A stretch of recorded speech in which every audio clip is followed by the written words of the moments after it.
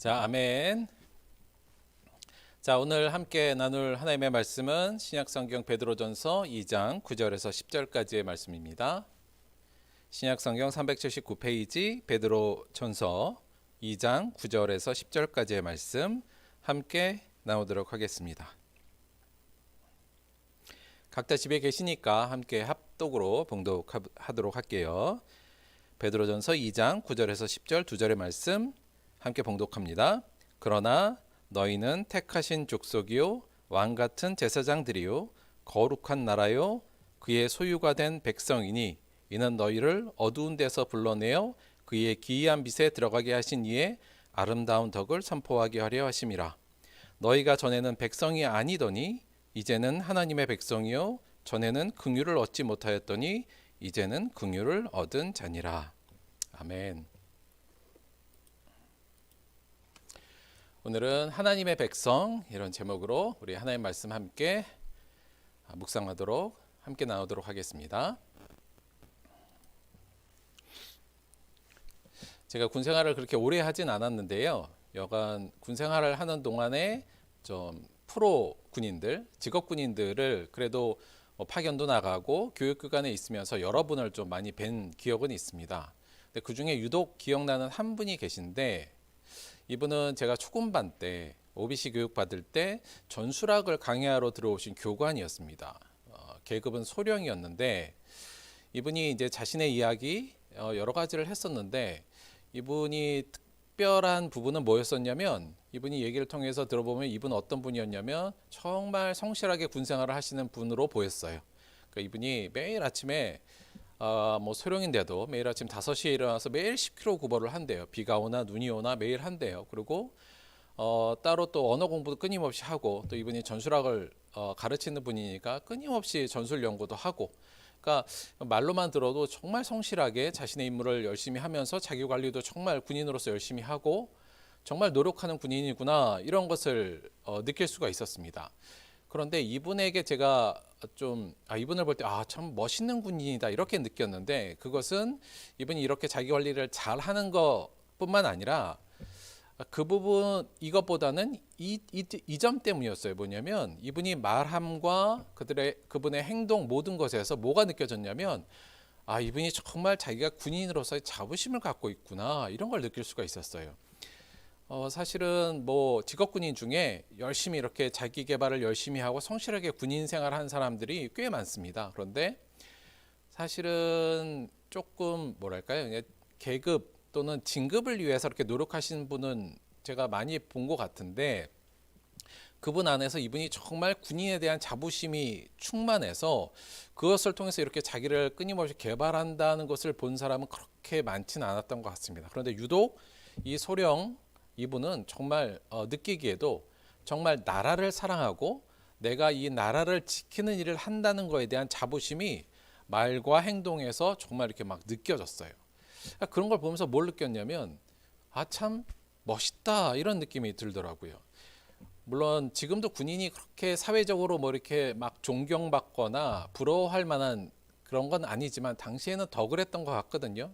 사회에서 누가 나 군인이요 그랬을 때 특별히 그런 자부심을 느끼거나 그럴 상황이 아니었는데 이분은 그런 거와 상관없이 본인이 정말 내가 군인이라는 거에 대한 자부심과 그야말로 긍지가 넘쳐서 그것을 통해서 끊임없이 자기를 개발하는 모습이 개인적으로 생각할 때 굉장히 멋지다 이런 생각을 가졌던 기억이 있습니다. 사실 그래서 제가 이제 자대에 가서 제 소대원들한테도 간혹 그런 얘기를 좀 자주 했었어요. 뭐냐면 보통 우리 병사로 가는 친구들이 대부분 나 2년 2개월 썩고 온다 이런 생각을 많이들 하잖아요. 그래서 군생활에 대한 그 가치를 그렇게 별로 생각하지 않고 그냥 썩고 온다 이렇게 생각하는데 제 소대원들한테 해도 늘 너희들이 썩고 있기 때문에 지금 후방의 많은 가족들 또 우리 많은 국민들이 정상적인 생활을 하고 있는 건 사실이다. 그러니까 너희들이 군복무하고 있는 거에 대한 자부심을 좀 가져라. 이런 얘기를 종종 했었던 기억이 있습니다. 사실 이 자부심이라는 게요, 여러 면에서 굉장히 중요하고 필요한 마음인데 사전적으로 보면 이 자부심이 이렇게 정의하고 있습니다. 자기 자신 또는 자기와 관련되어 있는 것에 대하여 스스로 그 가치나 능력을 믿고 당당히 여기는 마음. 굳이 이렇게 사전적인 정의를 하지 않더라도 이 자부심이라는 걸 우리가 기본적으로는 어떤 느끼고 있잖아요. 어떤 건지. 이 자부심이 왜 중요하냐면 몇 가지 이것이 우리에게 주는 굉장히 좋은 것들이 있는데 첫째는 이거 같아요. 뭐냐면 이 자부심이 있을 때 지속적인 발전에 자부심이 동인이 된다는 겁니다. 아까 군인의 예로 볼 수 있지만 그러니까 내가 어떠한 일, 또 내가 가지고 있는 신분, 그거에 대한 자부심이 높으면 높을수록 그것을 더 발전시키고 더 열심히 하려고 하고요. 또 그것이 지속적으로 가능한 건 자부심 때문에 그렇습니다. 어떤 특별한 목적을 통해서, 그러니까 내가 진급해야겠다, 이런 목적으로 그야말로 발전하거나 이런 건 있을 수 있지만 만약에 그렇게 되면 발전하다가도 진급이 되면 사실은 그만두게 되거든요. 그런데 이 자부심을 통해서 그런 것들을 하게 되면 정말 지속적인 발전이 가능하죠. 그래서 자부심은 한 개인의 지속적인 발전에 동의이 되기도 하고요. 두 번째는 이 자부심이 실제적으로 고통 혹은 유혹을 이겨내는 중요한 방패 역할을 합니다. 이게 무슨 얘기냐면 군인의 예를 들면 군인이 되게 힘들잖아요. 그러니까 어떤 훈련을 하거나 할 때 굉장히 힘들어도 이 자부심이 있을 때 이것을 제대로 좀 이겨냅니다. 특별히 어떤 우리나라 군대 중에서도 좀 특전사나 특공대나 무슨 좀 해병대 중에서도 특수부대 이런 특수부대들이 엄청난 힘든 훈련을 하는데 물론 그들의 체력이 좋은 것도 있습니다만 사실은 그걸 이겨낸 건 정신력이거든요. 근데 그 정신력의 중심이 뭐냐면 보통 자부심입니다. 나는 어느 특수부대다. 이런 자부심이 그러한 고통과 힘든 훈련을 굉장히 이겨내게 하는 중심 요체이거든요. 그러니까 우리가 어떤 자부심을 갖고 있을 때 그거로부터 오는 내가 맡고 있는 신분으로부터는 어떤 고통이나 힘듦도 사실 자부심을 통해서 잘 이겨낼 수 있고요. 한편으로 또 유혹을 이겨낸다는 것은 어떤 말이냐면 내가 자부심을 갖고 기회를 열심히 하잖아요. 그러면 다른 것들에 대한 유혹을 잘 안 받아요. 근데 내가 자부심도 없이 그냥 억지로 그 일을 하게 되면 다른 유혹들에 대해서도 쉽게 넘어간 일들이 당연히 벌어지겠죠. 그래서 한 개인이 어떤 특정한 신분에 의한 자부심을 갖는다는 것은 그것으로부터 오는 고통도 이겨내고 유혹으로부터도 자기를 이겨내는 좋은 방패가 되니까 자부심이 굉장히 중요한 부분이 될 수도 있겠죠. 아울러서 자부심은 한 개인에게 행복감의 저는 근원이 된다고 봅니다. 그러니까 어떤 일을 하거나 삶에 있어서 내가 자부심을 갖고 일하고 또 살아가는 것은 정말 그 사람이 스스로에게 행복감을 주는 일이잖아요. 그래서 자부심은 그 개인에게도 굉장히 행복을 주는 좋은 마음이다. 이렇게 우리가 좀 살펴볼 수 있을 것 같아요. 그러면 이쯤에서 저희가 이 질문을 좀 드려야 될 것 같은데 바로 이겁니다. 그럼 우리는 그리스도인으로서 현재 자부심을 갖고 있는가 하는 부분이죠. 우리 사랑하는 성도님들 어떻습니까? 내가 그리스도인이라는 거에 대해서 자부심을 갖고 있습니까? 이거에 대한 가치와 능력을 믿고 모든 것 앞에 당당히 설 수 있는 마음이 있는가 하는 부분입니다. 이게 참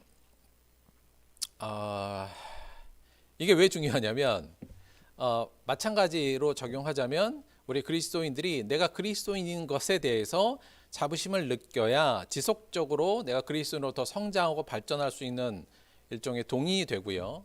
아울러서 내가 그리스도인으로 자부심이 있을 때 그리스도인으로서 오는 또 그 사명을 감당하면서 오는 고통이나 유혹 이런 것들도 우리가 이겨낼 수 있고 또 그리스도인으로서 자부심이 있어야 그리스도인의 삶에 있어서 행복감도 느낄 수 있거든요.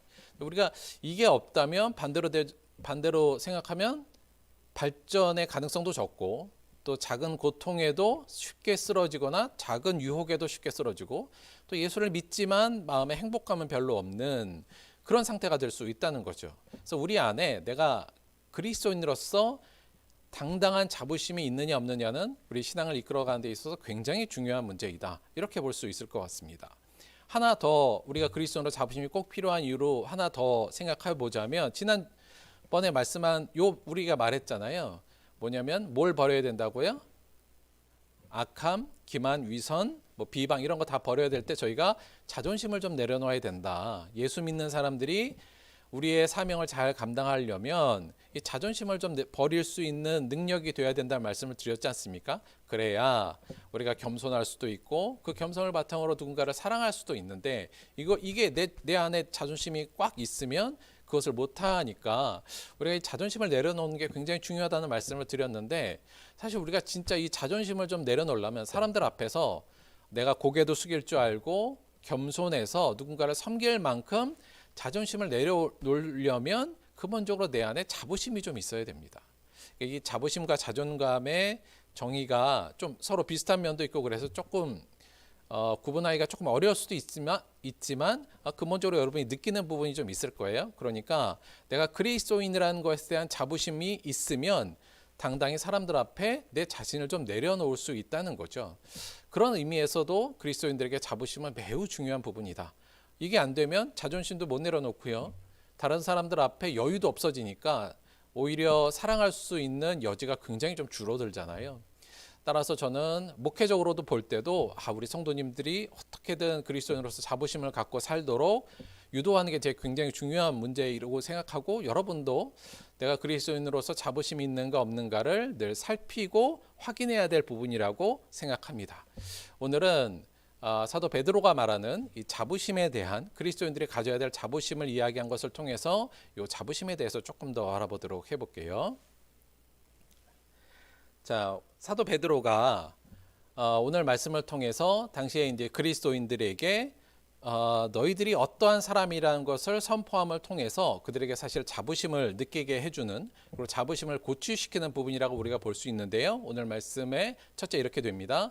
그러나 너희는 택하신 족속이요 왕 같은 제사장들이요 거룩한 나라요 그의 소유가 된 백성이니 너희들이 이런 존재인 것을 잊지 말자. 지금 이 얘기를 하고 있는 건데, 그리스도인으로서의 그 존재를 크게 이제 네 가지 정도로 구분해서 말하고 있지 않습니까? 하나하나 잠깐 살펴보면, 첫째, 너희는 택하신 족속이다, 이렇게 했어요. 그러니까 여기서 택함을 받았다는 건 언제나 특별함이 수반되지 않습니까? 그래서 수많은 사람들이 있지만 그 중에서도 하나님께서 특별히 은혜를 주셔서 택함을 받은 사람들이다. 여기서 족속이란 말이 물론 민족을 뜻하는 말이긴 한데요, 여기서 민족이라기보다는 그냥 택함을 받은 무리들, 사람들, 그런 정도의 의미로만 봐주시면 될 것 같아요. 그래서 너희는 무엇보다도 하나님께서 택한 사람들이다, 이 부분을 기억하라는 부분인데, 이게 저희들한테는 이게 굉장히 중요한 요소인데, 이 사도들보다 저희들은 이걸 체감하기가 좀 어려운 부분은 분명히 좀 있는 것 같습니다. 왜 그러냐면, 우리가 알다시피 베드로는 어떻게 예수님을 만났냐면, 베드로가 예수님을 찾아간 게 아니라 우리가 알다시피 예수님께서 물고기 잡고 있는 베드로에게 직접 가셔서 만나시고 그를 택하셔서 사람 낚는 어부가 되게 하겠다, 나를 따라오라, 이렇게 말씀하셨잖아요. 그러니까 베드로에게는 정말 선택을 받은 거죠. 특히나 사도 바울 같은 경우는 더하지 않습니까? 사도 바울은 오히려 예수님을 핍박하러 가는 도중에 예수님을 만나잖아요. 예수님이 직접 부활하신 예수님을 만나고 거기서부터 이방인의 사도로 택함을 받으니까, 당시에 대부분의 어떤 사도들이 대부분 그러한 어떤 택함을 실질적으로 받았다는 얘기죠. 그런데 우리는 일반적으로는 누구누구를 통해서 교회로 내가 왔잖아요. 그러니까 사실 저희들은 이게 물론 관념적으로는 그 모든 과정에 하나님께서 우리를 택하시고 인도하셨다는 것을 믿고 있지만, 이 사도들만큼 내가 택함을 받았다는 거에 대한 인식은 조금 부족한 것 같습니다. 근데 뭐 어떡하겠습니까? 그거에 대해서 불평할 것이 아니라, 그래도 세상 모든 사람들 중에서 하나님께서 지금 사실 세상 모든 사람들을 생각하면 그동안 인류에 얼마나 많은 사람들 중에 하나님의 특별한 택함을 내가 받았다는 이 사실, 이 신학적 사실과 성경적 진리를 믿고 이 택함에 대해서 좀 생각할 때 우리의 자존감도 좀 높아질 수 있다. 이 부분도 한번 꼭 기억해 주시는 거 말씀을 좀 드리고요. 두 번째는 이 왕 같은 제사장들이요, 이렇게 돼 있는데요. 요게 약간 번역상으로는 조금 부적절한 것 같아요. 뭐냐면 이게 왕 같은 제사장들이니까 보통 저희가 이 구절을 할 때 난 무슨 왕인가? 약간 요런 느낌도 우리가 쉽게 좀 갖는 것 같은데, 여기 이제 번역적으로 보자면, 그러니까 왕의 제사장이 맞습니다. 그러니까 또는 궁전의 제사장, 그러니까 하나님의 제사장들이다, 이렇게 얘기하는 거예요. 그런데 왕 같은, 그러니까 마치 우리도 왕이다, 약간 그런 느낌 드는데, 그것보다는 하나님의 제사장, 너희는 하나님의 제사장이다. 우리가 지난주에서도 확인했듯이 그 의미다. 이렇게 보면 되고요. 여기서 제사장의 너희가 제사장이라는 것은 그 역할과 관련된 건데 그건 약간 뒷부분에 다시 한번 말씀을 좀 드릴게요. 또 하나 너희는 어떤 사람들이라고요? 거룩한 나라다. 이렇게 이야기하죠. 여기서 거룩하다는 것은 구별된다는 의미이기도 하고 또 이게 하나님을 대표하는 형용사잖아요. 그래서 여기서 또 나라라는 말이 나오는데 위에 게노스 밑에 에스노스 이렇게 되거든요.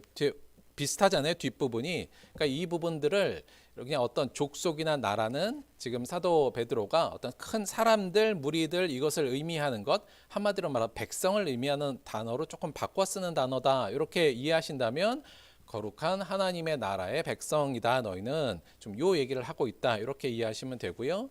마지막으로 너희 그의 소유된 백성이니 이 부분인데 그래서 소유됐다는 건 하나님의 소유가 된 백성이라는 의미잖아요.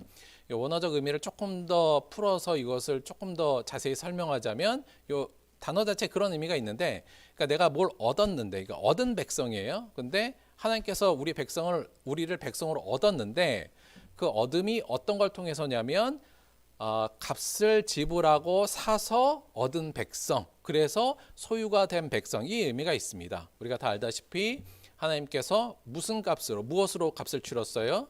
예수님의 피값으로 죄인된 우리를, 사단의 소유로 되었던 우리를 사서 하나님의 소유로 바꾸어준 하나님의 소유된 백성. 그래서 이제는 하나님이 보호하시고 하나님께서 지키시는 백성이 되었다는 의미가 요 소유가 된 백성의 의미라고 할 수 있습니다. 전체적으로 보자면 이 네 가지가 각각의 의미를 담고 있긴 합니다만 전체적으로 보자면 하나의 의미로 저희가 요약할 수 있는데요. 한마디로 지금 사도 베드로는 당시에 있는 성도들에게 뭐라고 했냐면 너희들은 누구다? 하나님의 백성이다. 지금 이 얘기를 하는 거예요. 다른 것도 아니고 너희가 하나님의 백성임을 잊지 말아라. 하나님의 백성으로서의 자부심을 가져라. 지금 이 얘기를 하고 있는 거거든요. 이 얘기를 조금 더 자세히 말한다면 이렇게 우리가 풀 수 있을 것 같아요. 너희는 하나님께서 그의 제사장 삼기 위해서 선택한 그의 독생자 예수의 피값으로 사서 얻은 거룩한 하나님의 백성이다. 이 사실을 잊지 말고 이거에 대해서 너희들이 자부심을 가져라. 지금 이 얘기를 하고 있다는 부분이죠. 우리 사랑하는 성도님들도 사실은 이 부분에 대해서 다 알고는 있는 사실이에요. 그렇죠? 그럼에도 불구하고 우리가 이것에 대한 자부심을 크게는 잘 못 느끼는 실질적으로는 잘 못 느끼는 부분이 현실적인 문제다 라는 생각을 하고요. 무엇보다도 이 시간 꼭 기억해야 할 것은 우리가 하나님의 백성으로서 얼마나 가치 있는 존재로 지금 변화되었는지 그 부분을 우리가 정확히 이해하는 게 필요하다. 하나님께서 우리를 그의 아들의 피값으로 사서서 얻어 거룩한 그의 나라의 백성으로 삼으시고 특별히 우리를 선택해서 그렇게 하셨으며 그렇게 우리를 왕의 제사장으로 삼으셨다는 이 사실로 우리 안에 자부심이 넘치도록 이미 만들어 주셨다는 이 사실을 꼭 기억하시기 바랍니다. 여기서 한 가지 조금 더 저희가 관심 갖고 좀 체크해야 될 게 있는데요. 뭐냐면 여기서 너희는 이렇게 하잖아요. 여기서 너희는 누굴까요? 우리가 성경에 이런 구절이 툭 튀어나오면 너희는 바로 나로 규정해버리고 나는 택하신 족속이고 왕같은 제사장이며 거룩한 나라고 그의 소유가 된 백성이다. 이렇게 바로 일치시키는 경우가 많아요. 물론 대부분 일치되는 부분이 많은데 우리가 이 지금 쭉 공부하고 이 문맥과 상황을 좀 살펴보면 여기 너희는 조금 다른 의미가 포함되어 있다고 볼 수 있습니다. 뭐냐면 지금 앞에서도 우리가 계속 좀 살펴본 부분이잖아요. 여기서 너희는에 들어가지 않는 사람은 첫째 누구냐면 하나님을 믿지 않는 자, 하나님의 복음을 거부한 자들, 믿지 않는 자가 여기에 너희는 포함이 안 되고요.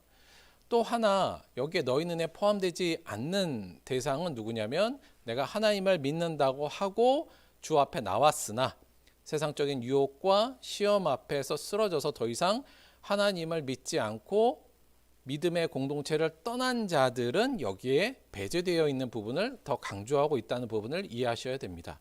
그러니까 여기서 너희는 할 때는 어떤 의미로 우리가 생각해야 되냐면 하나님을 믿고 그야말로 하나님의 말씀에 순종하는 자, 하나님의 말씀을 지금 잘 따르고 있는 자들에 대해서 어느 정도 한정적으로 이야기하는 부분이 있거든요. 그래서 요 부분을 읽을 때는 내가 지금 하나님을 잘 믿고 따라가고 있는 존재인가, 이 부분도 우리가 함께 고민해야 될 부분이라는 말씀을 드립니다.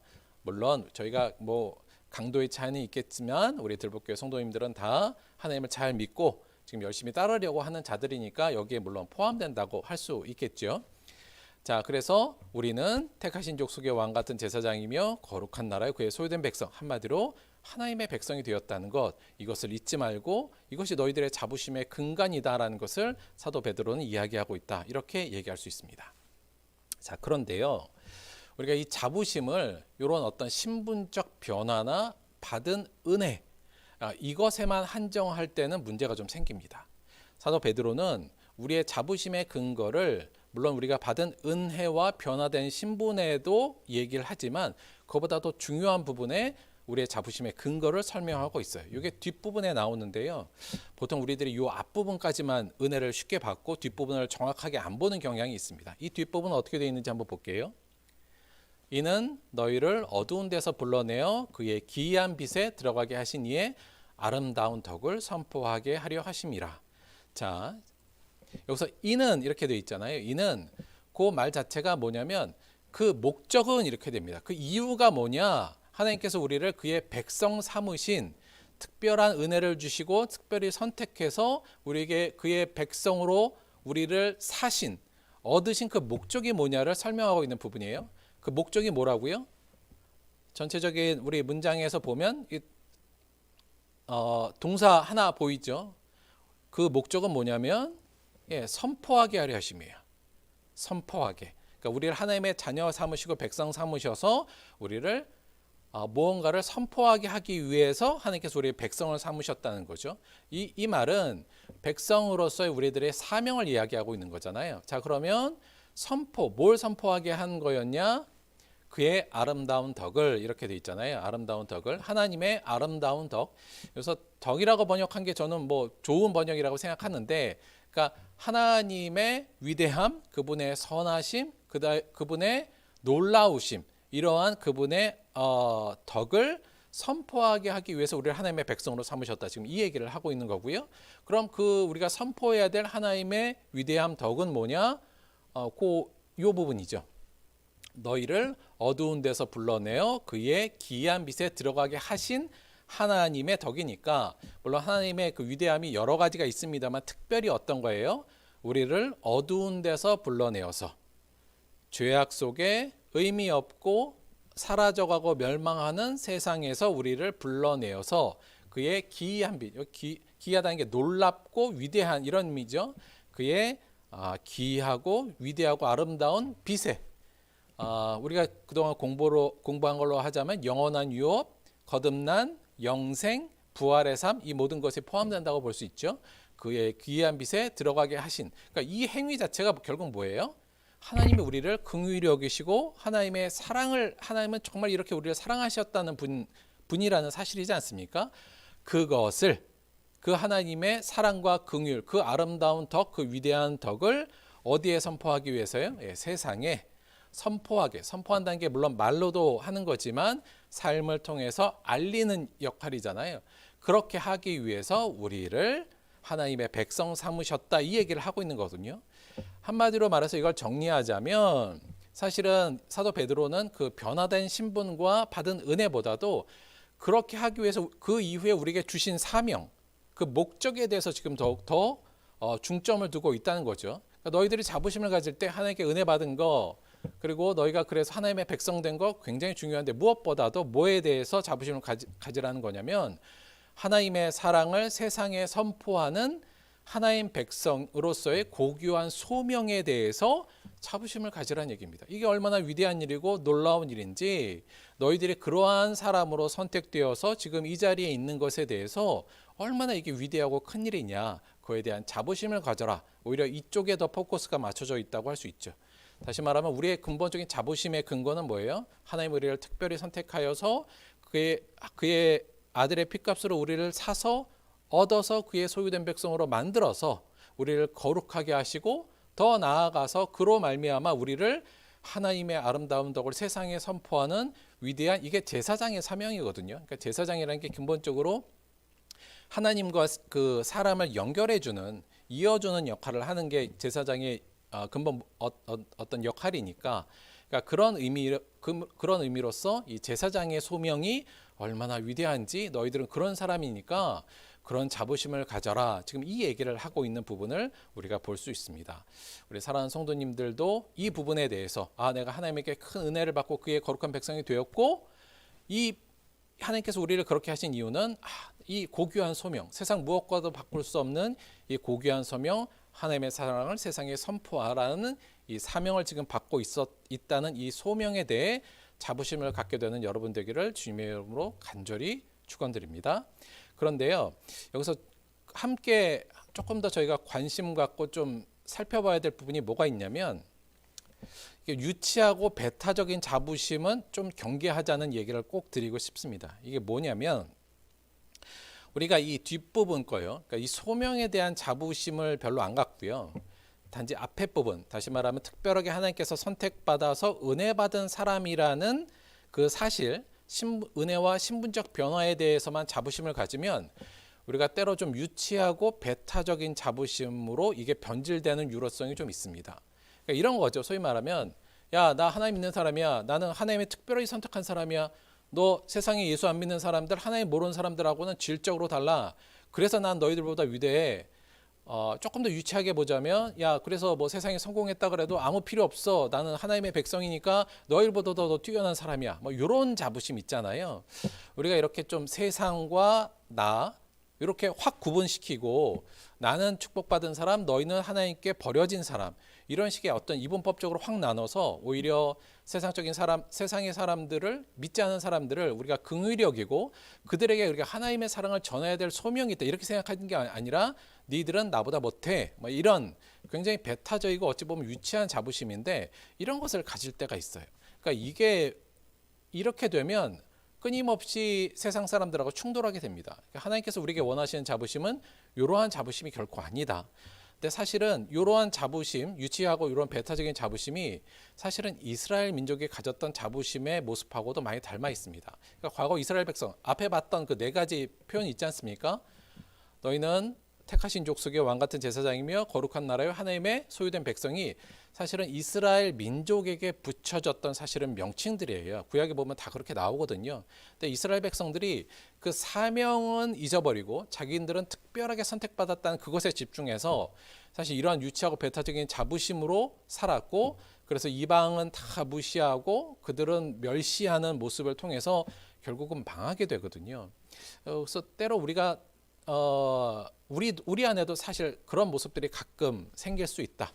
그러나 이런 유치하고 좀 배타적인 자부심은 내려놓으시고 우리가 이 소명에 집중할 때 올바른 그리스도인으로서의 자부심을 좀 가질 수 있을 것 같아요. 그래서 하나님께서 우리에게 주신 특별한 은혜에 대해서도 자부심을 갖지만 무엇보다도 주신 그 소명, 하나님이 정말 사랑이 많으신 분이야. 그분의 찬란한 사랑, 한없는 사랑을 너희들에게 꼭 전하고 싶어. 여러분에게 꼭 전하고 싶어요. 이런 소명의 의식에 자부심에 좀 더 많은 비중을 좀 주십사. 이런 말씀을 꼭 드립니다.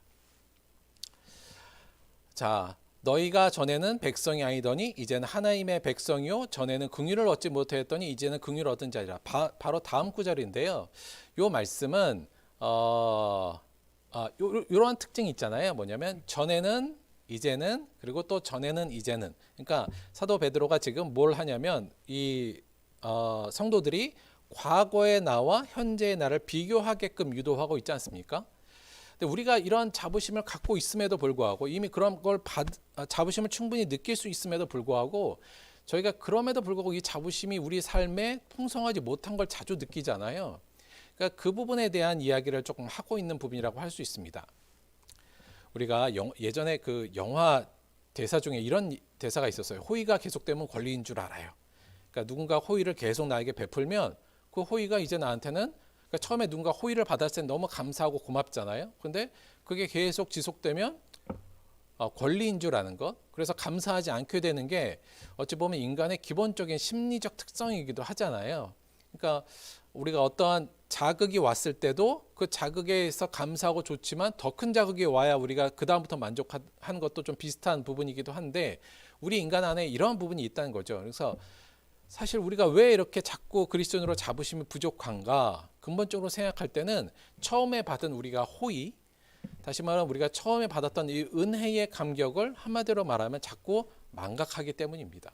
그러니까 어쩌면 망각되었다는 것도 표현이 맞고요. 또는 너무 우리 안에 일상화되어 있으니까 이거 얼마나 대단한 건지 모르는 부분도 있는데요. 그래서 우리가 이 자부심을 회복하는 근본적인 방법은 이 망각으로부터 탈출하는 거.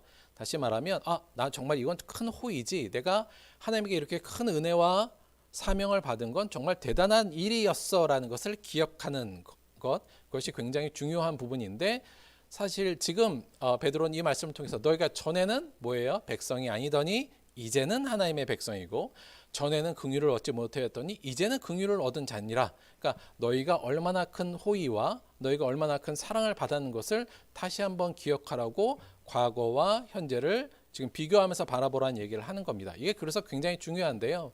저희가 하나님께 큰 은혜도 받고 소명도 받았지만 이게 그렇게 중요하다고 잘 못 느껴요. 시간이 지날수록 어찌 보면 뭐 반복되기도 하고 뭐 너무 큰 걸 처음에 받다 보니까 더 큰 게 안 오면 뭐 그렇게 감사도 못하고 이런 부분이 있잖아요. 그래서 우리가 이 자부심을 끊임없이 가지려면 전에는과 이제는을 구별하고 비교해서 늘 나를 바라보는 노력이 좀 필요하고요.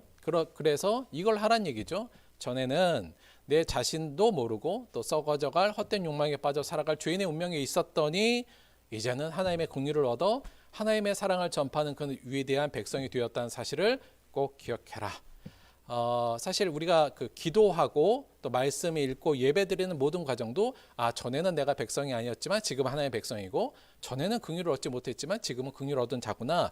이것을 다시 한번 기억하고 이 호의가 얼마나 큰 것인지에 대해서 저희가 다시 리프레시하는 과정들이거든요. 그래서 우리가 자부심이 우리 안에 자부심의 요소가 없는 것이 아니라 그것에 대해서 우리가 인식하지 못하는 부분이 많다. 따라서 이러한 과거와 지금을 우리가 비교하는 많은 활동들을 통해서 이것을 통해서 우리가 끊임없이 이 자부심에 대해서 자부심을 잃지 않도록 노력하는 것도 매우 중요하다. 이렇게 얘기할 수 있을 것 같습니다.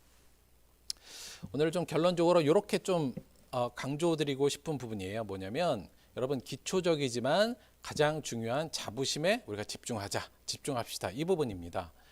여기서 기초적이라는 말은 제일 중요한 우리의 신앙의 기본인데 기초적이라고 그러면 우리가 조금 더 이렇게 밑에 있으니까 별로 이렇게 중요하게 평소에는 느끼지 못하지만 정말 중요한 자부심, 우리의 자부심의 요소에 집중하자는 건데요. 이게 왜 중요한지 이렇게 약간 예를 한번 들어볼게요. 뭐냐면 여러분 목회자는 무슨 자부심을 갖고 있을까요? 목회자의 가장 기초적이고 가장 중요한 자부심의 내용은 뭘까요? 목회자가 아니니까 잘 모르시겠죠. 근데 근본적으로 목회자의 자부심의 가장 근간이 되는 건 이겁니다. 내가 하나님의 말씀을 그 위대한 하나님의 말씀을 전하는 소명자로 택함을 받았다는 게 목회자의 가장 중요한 자부심이에요. 그러니까 목회자는 이 자부심에 집중해서 감사할 때 제대로 된 길을 갈 수가 있죠. 그런데 여러분 목회자가 누구나 신학교를 졸업하고 처음에 목회를 시작할 때는 이 자부심으로 사실 다 살아갑니다. 그런데 시간이 지나면 이 자부심이 어떻게 될까요? 조금 떨어지기도 하고 점점 없어져요. 이게 왜 그럴까? 물론 저를 반추해보고 또 주변 사람들도 보고 하면 뭐 여러 가지가 이유가 있겠죠. 워낙 자주 반복되는 부분도 있고요. 또 좀 다양한 원인들이 있는데 여하간 처음에 이 자부심으로 충만하다가 나중엔 이 자부심이 점점점 사라짐. 내가 하나님의 말씀을 맡은 자라는 이 자부심은 점점 사라지는 부분들이 생깁니다. 그러면 이거에 대한 자부심이 사라지면 어떤 일이 벌어질까요? 다른 곳에서 자부심을 얻으려고 해요. 그렇게 되게 돼 있습니다. 어디에서부터 자부심을 얻으려고 그럴까요?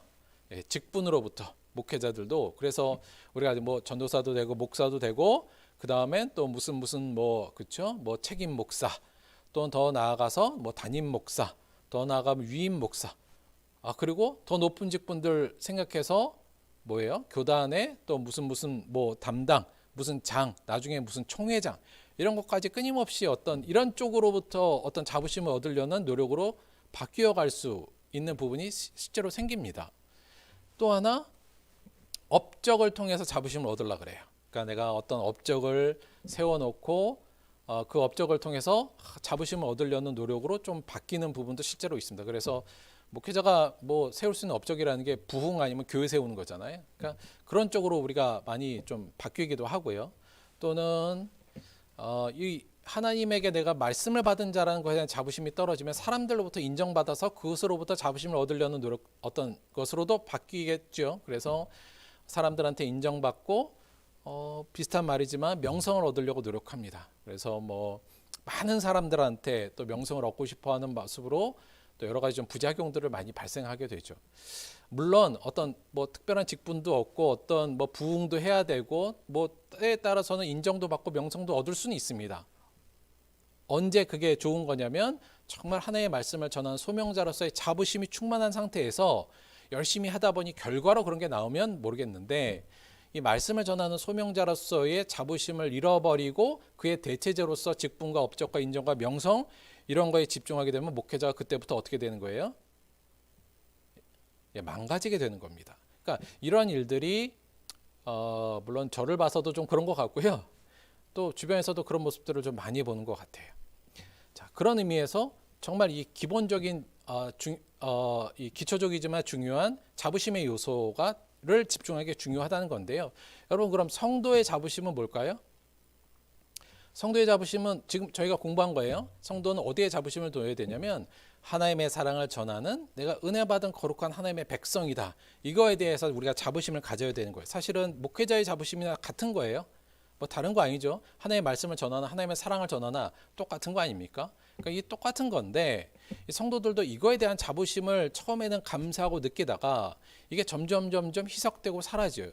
그렇게 되면 또 성도들은 어디에서 자부심을 얻으려고 자꾸 하냐면 마찬가지로 직분.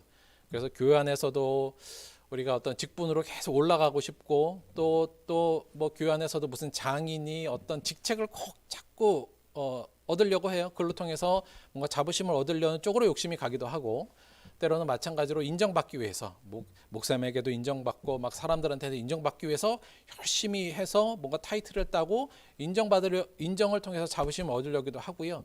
이게 아니면 세상적으로부터 성공해서 자부심을 얻으려는 쪽으로 바뀌어 나가는 부분이 생긴다는 겁니다.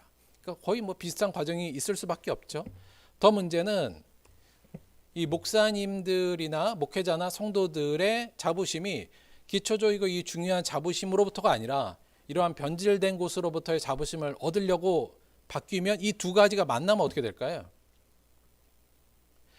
놀랍게도 이 두 가지가 만나면 겉으로 볼 때는 꽤 괜찮은 성과가 날 수도 있습니다. 그렇겠죠. 열심히 막 업적도 얻고 막 인정도 받기 위해서 그 코드가 서로 맞아갖고 성도들하고 뭐 절치부심해갖고 하면 겉으로 볼 때는 어떤 큰 어떤 역사를 만들어내는 부분도 있어 보일 수도 있어요. 그러나 근본적으로 그렇게 되면 이런 일이 생성될 수밖에 없습니다. 뭐예요? 악독, 기만, 외식, 시기, 비방. 우리가 저번에 말했던 베드로가 버리라고 한 내용들. 그러니까 끊임없이 내가 이러한 욕심들로 인해서 자부심을 얻으려면 그 안에 기만과 외식과 시기와 비방들이 막 꼽힐 수밖에 없어요. 결국 그걸로 통해서 뭐는 망가질까요? 목회자도 망가지고 성도도 망가지고 교회도 망가지는 일들이 실제로도 많이 일어납니다. 따라서 우리가 내 스스로도 성공하고 하나님 안에서 또 목회자도 하나님께 기쁨 받는 목회자가 되고 교회도 아름답게 되려면 근본적으로 뭐냐? 각각 기초적이고 가장 중요한 자부심에 집중해야 된다. 이것을 잃지 않아야 된다. 이것을 갖고 있으면 뭐 직분이나 업적이나 인정이나 명성이나 성공 이런 게 나한테 직접적으로 오지 않더라도 충분히 버텨내고 이겨낼 수 있어요. 뭐 그런 거 없다 할때로 나한테 직분 안 좋은 뭐 하나님 은혜 받은 거룩한 백성이 되고 뭐 직분 좀 없다고 내가 뭐 이렇게 쉽게 갈 수 있는데 이게 없으면 막 직분이나 업적이나 이런 것에 뭐랄까요? 그냥 몰입하게 되고 그로 인해서 서로 기만하고 외식하고 시기하고 비방하게 되면서 함께 멸망하는 일이 벌어진다. 따라서 하나님을 위해서도 우리 자신을 위해서도 가장 중요하고 기초적이지만 하나님께서 우리에게 주신 오늘의 자부심의 요소 우리가 하나님의 사랑을 전하는 은혜 받은 거룩한 백성이 되었다는 이 사실에 집중하는 저와 여러분이 되시기를 다시 한번 부탁을 드립니다. 이렇게 마지막으로 정리할게요. 하나님의 특별한 은혜를 입어 하나님의 거룩한 백성이 된 나의 현 모습과 나에게 주어진 하나님의 사랑을 세상에 선포하는 고귀한 사명의 자부심을 갖자. 예, 여러분의 자부심을 다른 곳이 아니라 이 부분, 내가 특별히 하나님께 은혜를 입어서 거룩한 백성으로 이제는 하나님의 소유가 된 백성이 되었다. 이런 내 현재의 은혜와 하나님이 주신 은혜와 그 은혜를 주신 이유 뭐예요? 하나님의 사랑을 세상에 선포하라는 이 고귀한 제사장적 사명을 우리에게 준 것에 대해서 자부심을 가지자, 이 말씀을 드립니다. 그 자부심으로 세상 모든 것 앞에 당당함을 가지고, 이 자부심이 우리가 있을 때 세상 어떤 것 앞에서도 고개 안 숙이고 당당함을 가질 수 있거든요. 그리고 후회 없이 뜨겁게 서로를 사랑함으로 하나님의 사랑을 모든 이에게 선포합시다. 이것이 우리를 신앙적으로 지속적으로 발전시킬 것이며, 이것이 우리를 세상의 유혹과 고난으로부터 지켜낼 것이고, 이 자부심이 또한 우리를 그리스도 안에서 행복한 삶으로 분명히 인도할 겁니다. 제가 이렇게 결론을 내면서도 약간 마음에 좀 뭐랄까요, 좀 답답함은 뭐냐면, 이걸 우리가 모르는 건 아니잖아요. 아는데 현실에서는 내가 하나님의 백성이요 그의 제사장적 사명을 맡은 자라는 이 자부심이 그냥 뭐랄까요, 어디 명문대 자식이 합격한 것보다 은혜가 덜하다는 게 현실이니까 현실이라는 점을 직시할 때 마음이 좀 무겁습니다.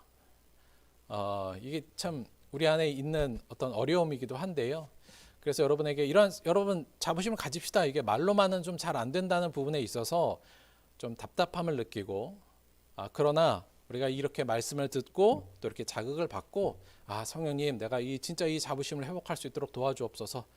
주님 그렇기를 원합니다라고 우리가 기도하고 노력하면 분명히 우리가 이 자부심을 분명히 회복할 수 있을 거라고 생각합니다. 어떤 것 앞에서 여러분 당당하십시오. 왜냐하면 우리는 하나님의 은혜를 입은 하나님의 소유된 백성이며 그의 제사장적 사명을 부여받은 위대한 하나님의 사람들입니다. 누구 앞에서도 쫄지 마시고 당당함을 가지고 여유를 가지고 자존심을 내려놓고 후회 없이 뜨겁게 서로 사랑합시다. 그러므로 하나님의 사랑을 모든 사람들에게 선포합시다. 그를 통해서 우리는 더욱더 발전할 것이며 유혹 앞에서도 고난 앞에서도 당당할 것이고, 그 과정이 그 과정 중에서 우리는 행복하다, 하나님의 은혜에 행복하다, 이렇게 느끼게 될 것입니다. 모두 다 이 은혜 안에 들어오게 되는 여러분 되기를 주님의 이름으로 축원드립니다. 광고 포함해서 한 가지만 더 말씀드릴게요. 여러분, 자부심은 뭐뭐에 비례한다. 이 안에 들어갈 말 뭘까요? 자부심은 뭐뭐에 비례한다. 자부심은 실력에 비례합니다. 이게 무슨 말이냐면, 자, 내가 군인이에요. 근데 군인에 대한 자부심은 많이 있어요. 그런데 실제적인 실력이 없으면 이 자부심은 점점점 사라집니다. 당연히 그렇겠죠. 그러니까 어떤 우리가 자부심을 가질 때는 실력이 있으면 있을수록 그 자부심 또한 비례하게 되죠. 그래서 우리가 그리스도인으로도 이 자부심, 제대로 된 자부심을 가지려면 그에 합당한 실력을 갖추어 나가는 것이 꼭 필요합니다. 그러니까 실력이라는 게 하루아침에 저희가 되진 않지만, 여기서 실력이라는 내용은 뭘까요? 우리의 말씀에 의하면 하나님의 사랑을 세상에 선포하는 실력이잖아요. 그리고 그 실력의 근간은 또 뭐냐면 하나님의 말씀에 대한 실력이 좀 있어야 돼요. 그래서 이런 실력들이 좀 쌓여 나가면 자부심도 저희가 훨씬 더 높아지거든요. 그래서 실력을 쌓는 것은 매우 중요하다. 그런 의미에서 저희가 지금 성경 암송에 대한 우리 산상수훈 암송에 대한 이야기를 말씀드리고 있었던 거라는 거 기억해 주시고요. 제가 요거 저희 이제 다 암송하자 이렇게 말씀을 드렸는데 또 사정에 따라서는 그게 좀 어려운 분도 있을 것 같고, 지레 난 이거 안 되니까 그냥 포기할래 이러신 분들이 있을 것 같아서, 사실 이거 암송한다는 의미는 뭐냐면 끊임없이 반복한다는 의미거든요. 그 반복을 통해서 예수님의 그 말씀이 우리 안에 아예 그냥 머무르고 또 떠나지 않도록 계속 유지한다는 의미로 저희가 암송하라는 거였으니까, 암송이 너무나도 어려울 것 같다는 생각하신 분은 그 산상순을 쓰는 걸로 그렇게 하셔도 된다고, 그렇게 하셔도 됩니다. 그래서 하루에 뭐 10분이든 20분이든 30분이든 계속 산상수훈의 말씀을 계속 이제 써내려가는 거죠. 그래서 요 필사한다고 얘기하잖아요. 근데 요 필사의 의미가 뭐 특별히 내가 뭐 손으로 썼다 그 의미가보다는 끊임없이 내 안에 그 말씀을 머물게 한다는 의미를 우리가 가져서 공책 하나 사셔가지고 우리 크리스마스 전까지 끊임없이 말씀을 사도행전을 좀 반복적으로 필사하시라는 말씀을 좀 드립니다. 그것도 제가 인정해서 연말에 또 좋은 또 성과 있으신 분들에게 또 그것도 좀 상도 드리고 그렇게 하도록 할게요. 그래서 암송이 너무 안 될 것 같다 하신 분들은 그렇게 하시는 것도 좋은 방법이다. 예, 그렇게 하셔도 된다는 말씀을 드리고요. 몇 번 이런 거는 제가 딱히 말씀은 좀 안 드릴게요. 그런데 많이 하면 할수록 좋을 것 같고요. 글쎄 어느 정도 하면 좀 실력이 늘까요? 아니면 말씀이 머물까요? 그러니까 요거 뭐 그냥 그 한꺼번에 많이 하는 거 중요한 게 아니라 매일 꾸준히 하는 게 좀 중요하거든요. 우리 시간을 정하셔서 하루에 30분 정도 한 해 이 산상수훈 필사로 올 한 해 후반기를 좀 멋있게 내 실력을 향상시키고 자부심을 더 고양시키는데 좀 쓰겠다. 이렇게 생각하셔서 끊임없이 쓰신다면 뭐 50회도 쓸 수 있을 것 같고요. 많으면 100회까지도 쓸 수 있지 않을까? 뭐 이런 생각도 같습니다. 그래서 요 포기하지 마시고 공책 하나 사셔서 쭉 써내려가는 거, 그 과정을 통해서 그 말씀이 우리 안에 계속 머물게 될 거니까요. 그것도 꼭 해주시기를 다시 한번 부탁을 좀 드릴게요. 자, 제가 기도하겠습니다. 하나님 고맙고 감사합니다. 정말 아무것도 아니고 하나님께서 버리셔도 아무 말 할 수 없는 우리를 귀한 하나님의 외아들 예수 그리스도의 피값을 주시고 우리를 하나님의 소유로 삼으시고 거룩한 백성으로 삼아주시고 하나님의 제사장의 직분을 주시니 고맙고 감사합니다. 하나님의 백성이 아니면 어찌 그 사명을 감당할 수 있겠습니까? 우리에게 주신 이 사명에 그리고 우리에게 주신 은혜에 우리가 충분히 자부심을 가질 수 있도록 성령님 우리 마음을 변화시키시고 깨닫게 하여 주옵소서. 그리고 이 자부심을 가지고 누구 앞에서도 당당하며 누구 앞에서도 사랑을 전할 수 있는 충분한 품과 여유를 가질 수 있는 우리 될 수 있도록 인도하여 주옵소서. 그리하여 나날이 하나님의 성전으로 더욱더 저희가 발전하고 그 안에 하나님의 영광이 머무르는 복된 성전의 사명 또한 잘 감당할 수 있도록 인도하여 주옵소서. 저희가 쓸모없고 사라지는 곳에 우리의 자부심의 근간을 두는 것이 아니라 이 진리의 말씀에 하나님의 약속과 진리의 말씀에 우리의 자부심의 근거를 두고 매일매일 행복하게 살아가는 우리들 될 수 있도록 인도하여 주옵소서. 감사드리며 예수님의 이름으로 기도드렸습니다. 아멘.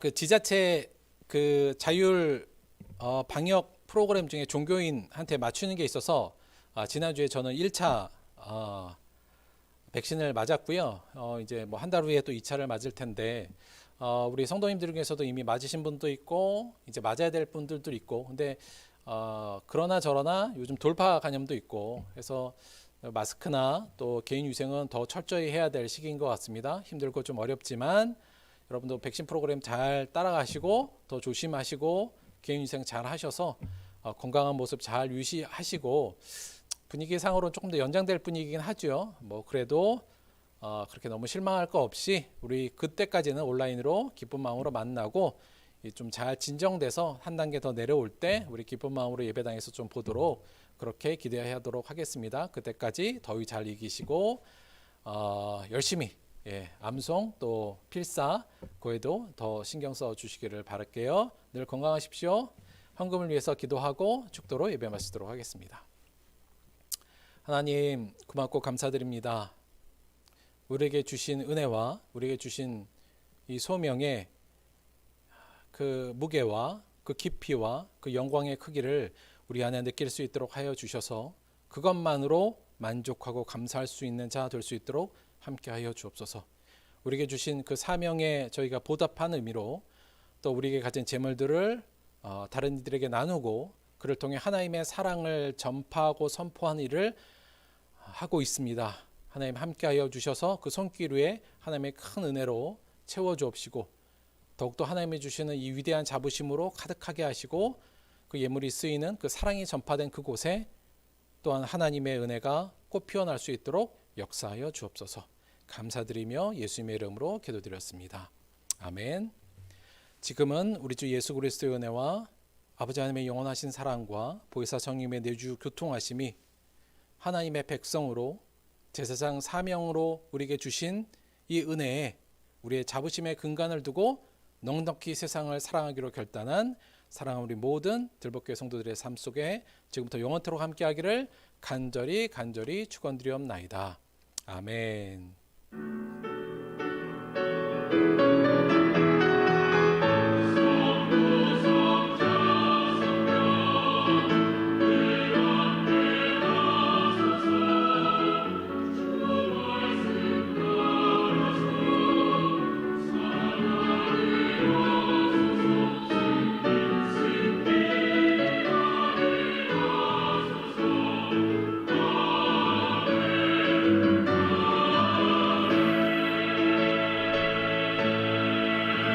하나님께 감사의 박수 드립니다. 수고하셨습니다. 맛있는 점심 드시고 좋은 일주일 보내시고 다음 주에 우리 기쁜 마음으로 다시 만나도록 할게요. 여러분 사랑합니다. 보고 싶어요.